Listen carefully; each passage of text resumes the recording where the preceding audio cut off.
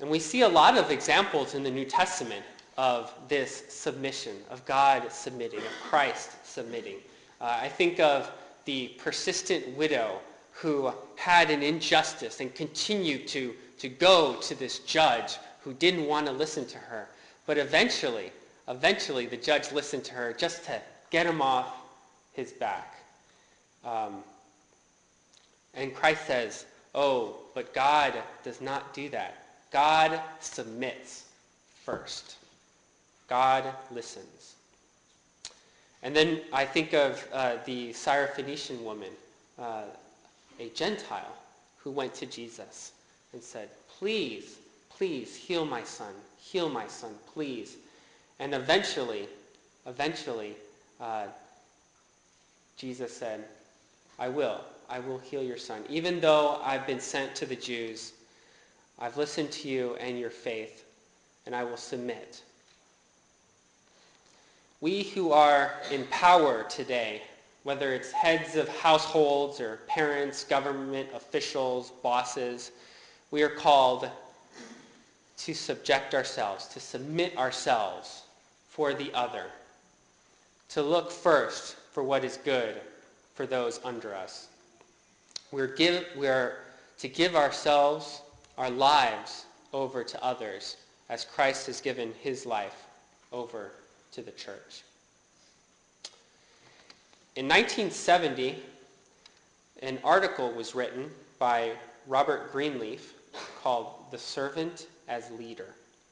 And it was a seminal article that kicked off this growing movement that is alive and well today, often understood as servant leadership, this novel way of understanding leadership, not just within the church, but within businesses and companies. There have been dozens of books written, Christian and non-Christian, about servant leadership. And, well, guess what? That's what we're talking about today. He wrote the article in 1970, and the term servant leader has been around since then, but this idea of servant leadership is as ancient as the book of Ephesians. Leaders are called to be servants, to submit themselves, to be servants first. And honestly, this is how a true leader is made. I mean, we can give a person a position of leadership, and they have power in that position. But often, this power is exercised, is fueled by the fear of consequences of those under them, fearing what this person in leadership can do to them. And in the end, the leader just ends up leading bodies. But the kind of leadership that leads people's hearts and souls, that kind of leadership is fueled by love. When those under the leader love the leader and want to follow the leader. And that kind of leadership we see in Christ.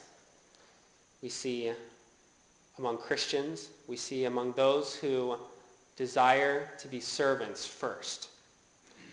Those who are first will be last, and those who are last will be first. God calls us not to lord it over one another, but to be servants.